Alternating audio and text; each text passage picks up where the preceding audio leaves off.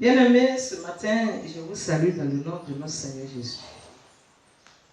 Avant toute chose, nous allons confier ce moment dans la main de l'Éternel. Nous allons baisser les têtes. Père éternel, le Dieu Tout-Puissant, l'admirable conseiller, celui qui parle dans le cœur de ses enfants. Ce matin, nous t'invitons, Père, à venir nous insister. Permets que Dieu nous aille cette parole d'exhortation touche le cœur de chacun de nous. Accorde-nous, Seigneur, un changement dans le plus profond de nous-mêmes. Parce que ta parole est la vie. Et cette parole qui est notre vie, lorsque nous avons cela, éternel, la vie coule en nous.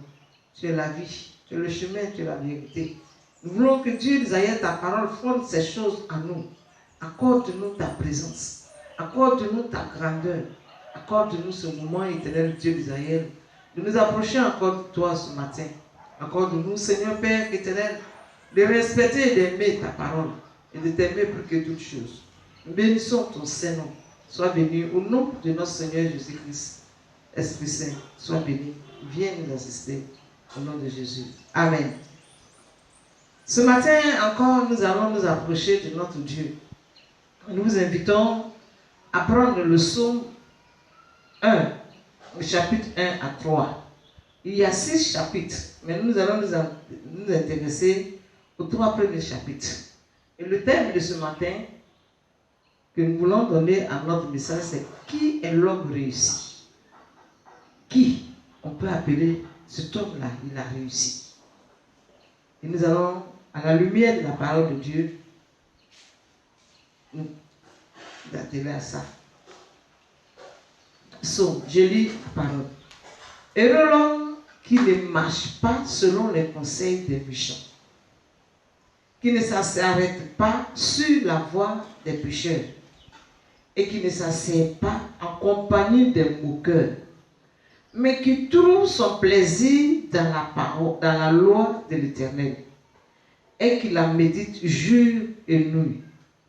Et il est comme un arbre planté près d'un courant d'eau qui donne son fruit à sa saison et dont le feuillage ne se flétrit point. Tout ce qu'il fait lui réussit. Amen.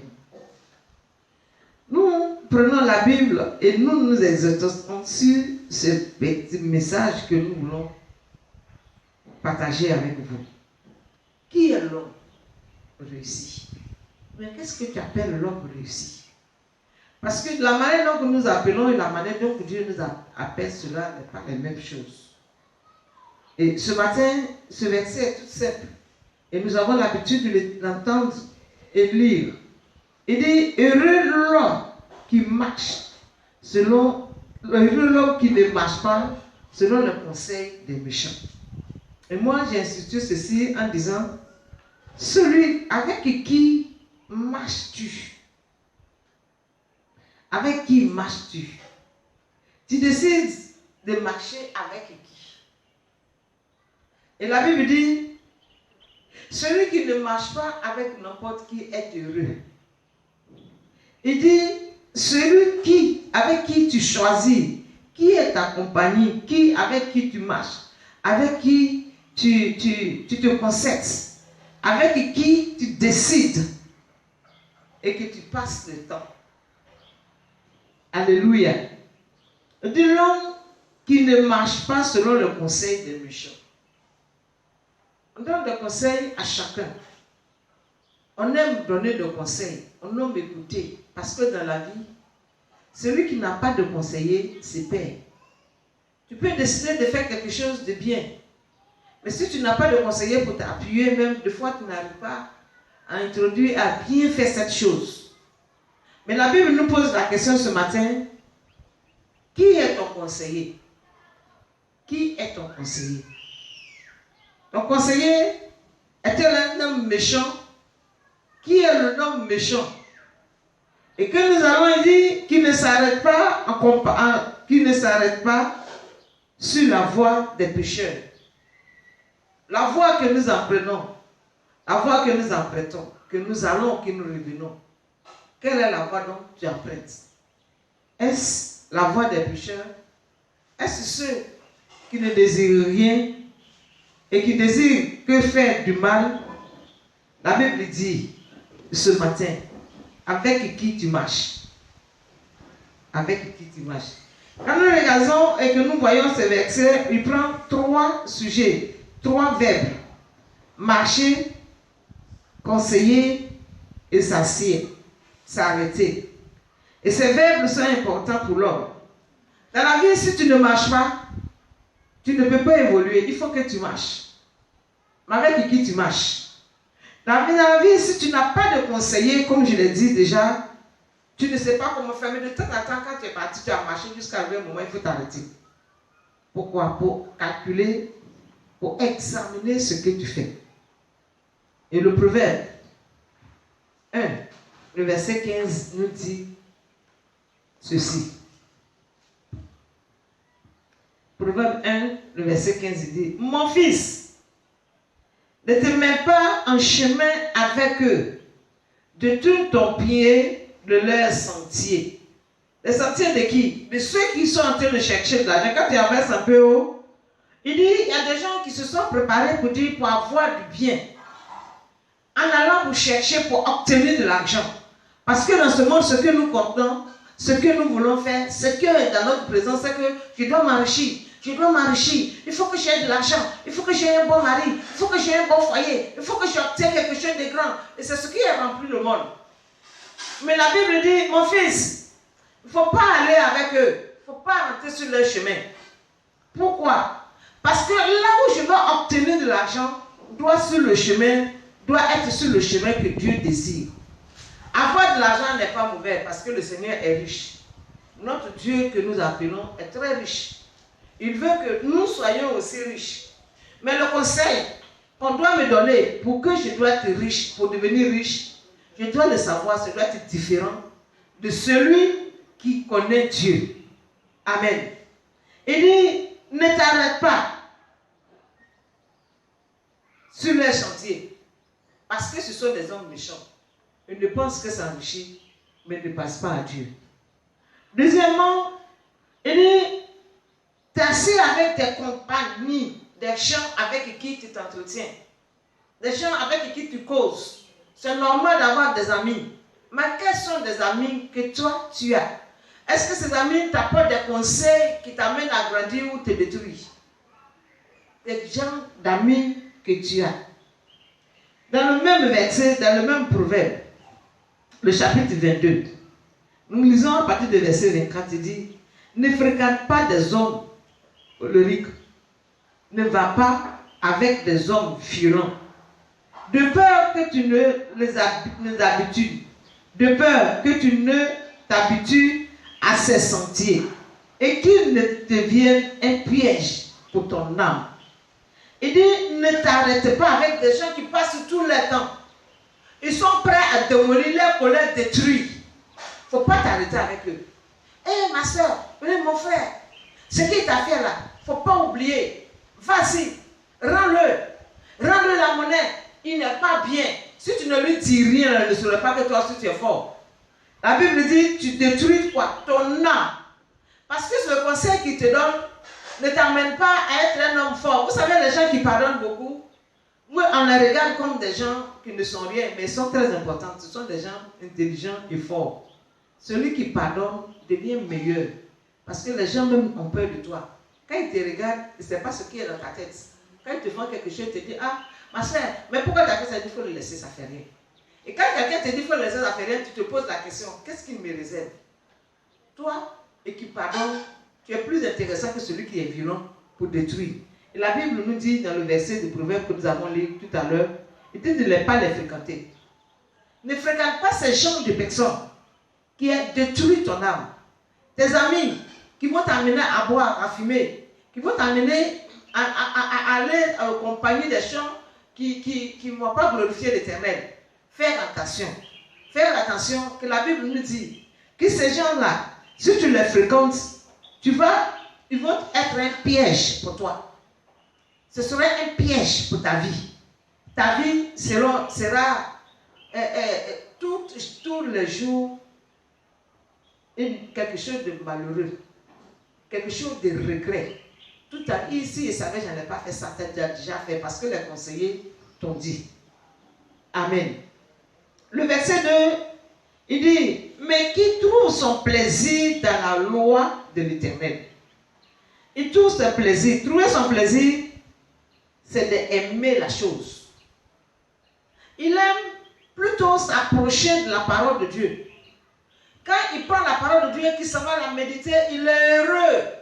Il sait qu'en allant dans la parole de Dieu, sa vie sera toujours fécondée. Sa vie sera toujours grande. Donc il rentre dans la parole de Dieu avec plaisir. Prendre plaisir à la chose, c'est d'aimer la chose. Vous savez, quand tu aimes une femme, quel que soit ce que la femme va faire, tu trouves bon.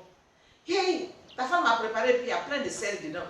Mais quand tu regardes la manière dont le sel est dedans, et que tu aimes la femme, tu ne peux pas la blesser, tu fais quoi? De toute façon, c'est doux d'être.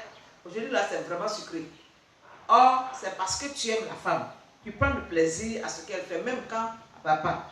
Or, la parole de Dieu nous conseille, il dit, celui qui prend plaisir, bien-aimé, prendre plaisir, comme je l'ai dit, c'est d'aimer. Tu aimes la parole de Dieu. Dans le livre de Psaume, le même Psaume, Psaume de David, et quand nous lisons le verset 119, le verset 14, le chapitre 14, il dit, je me réjouis en souvent tes préceptes, comme si je possède tous les trésors. Dans une autre version, il dit comme si je possède toutes les richesses du monde. Quand tu prends plaisir à la parole de Dieu, quand tu apprends à aimer la parole de Dieu, tu aimes Dieu. Tu es comme quelqu'un qui est très riche. Et tu es riche en quoi? En gardant ses préceptes. Tu es riche parce que tu te dis, ma richesse se trouve en Dieu. À force de prendre plaisir, à force de lire la parole de Dieu, à force de t'approcher de la parole de Dieu, de la loi de Dieu, de le méditer nuit et jour, il occupe ta pensée. Tu n'as plus la pensée des fois des mauvaises choses, des gens méchants, mais tu as plutôt la pensée des gens qui prennent plaisir aux choses de Dieu. Alléluia. Il dit, il est comme un arbre planté près d'un courant d'eau qui donne son fruit à sa saison. Il donne son fruit à sa saison. Comme il prend plaisir à la parole de Dieu et qu'il médite nuit et jour, il est comme quelqu'un qui est planté. Quand tu es planté, c'est comme quelqu'un qui réussit. Tu es dans n'importe quelle situation, tu réussis. Parce que tu es planté. On ne peut pas te déraciner. Les gens qui ont fait un peu le village, quand tu vas au cours des courants d'eau, l'arbre qui est planté, tu as l'impression que ses racines ne sont pas allées loin parce que tu les vois. Mais elle est profonde. Il y a toujours de la vie dans ces arbres. À cause de l'eau qu'il a plantée à côté. À cause du courant d'eau, il donne toujours une vie. Et tout ce qu'il fait, lui réussit. L'homme qui réussit, c'est celui qui garde la parole de Dieu en lui. Et dans n'importe quelle situation, il réussit. Quand tu lui mets dans une situation de pauvreté, il va réussir. Il va arriver à s'en sortir. Ça veut dire qu'il ne meurt pas. Il ne meurt pas même quand il est pauvre. Il ne meurt pas quand il traverse des situations. Il ne meurt pas dans toute n'importe quelle chose, il réussit. Tu dis, bon, actuellement là, à partir d'aujourd'hui, tu ne peux plus manger. Tu ne vas pas à l'église. À cause de ce que tu vas à l'église, moi je ne te donne plus à manger. La parole de Dieu en lui, ça ne peut pas le tuer. Il va vivre. Parce qu'il saura comment s'attacher à son Dieu, tu ne peux pas lui enlever ça.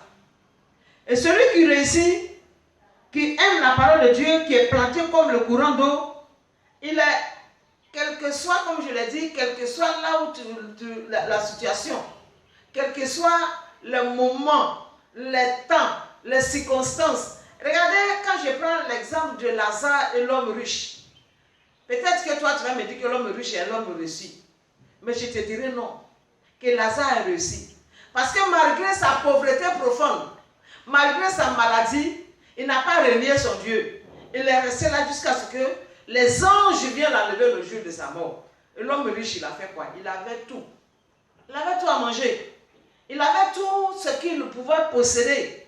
Il mangeait autant d'heures, le temps de fois, il pouvait s'échanger autant de fois qu'il veut. Il pouvait avoir des gens qu'il veut. Mais le jour de sa mort, on a vu que Lazare a reçu pour que l'homme riche. Parce que Lazare est parti dans le temps de la paix éternelle. Mais lui qui avait tout ici, sur cette terre, qu'est-ce qu'il a fait? Il était dans le tourment. Donc l'homme réussi, c'est celui qui médite la parole de Dieu nuit et jour et qui trouve du plaisir à ce qu'il fait. Il prend du plaisir, il aime ça, il est content. Quand tu lui présentes la parole de Dieu, ce n'est pas que sa maladie, il n'a pas dit, ah, comme Lazare, il est pauvre, c'est pour cela qu'il est parti au ciel. Non. Il réussissait à s'accrocher à son Dieu. Il ne l'accusait pas son Dieu. Il ne le rejetait pas, ne lui lançait pas des cailloux. Ne lui dit pas, mais pourquoi Dieu me rend pauvre? Moi j'aime Dieu. J'ai un non, pourquoi je suis pauvre? Non. La Bible dit, il est resté là. Des fois même, il partait même pour qu'on lui trouve quelque chose à manger. Il ne trouvait pas. Les chiens venaient, il se contactait des chiens qui ne lâchaient ses plaies. Pourquoi? Il est satisfait de ce que Dieu lui donne. L'homme qui prend plaisir à l'Éternel, qui médite sa parole nuit et jour, c'est celui-là qui réussit. Il prend plaisir à ce qu'il fait. Il prend plaisir à ce que Dieu lui donne. Dans la situation difficile, il est heureux. Dans la situation de pauvreté, il est heureux. Dans la situation de joie, il est heureux. Personne ne vient l'empêcher. Et la Bible dit, il est planté. Qui t'a planté? Dieu. Il est heureux d'être là. La parole de Dieu l'amène à le faire. La Bible dit qu'il donne son fruit sans saison. Tout moment, il produit. Il est dedans, il produit. Et il devient important. Il produit quoi? Il produit de bonnes choses. Parce que ce qu'il médite nuit et jour, c'est la parole de Dieu. Les produits qu'il enlève en lui, ce sont des bonnes choses qui sortent de sa bouche. Les bonnes choses qui sortent de sa vie. Les bonnes choses qu'il peut examiner chaque jour.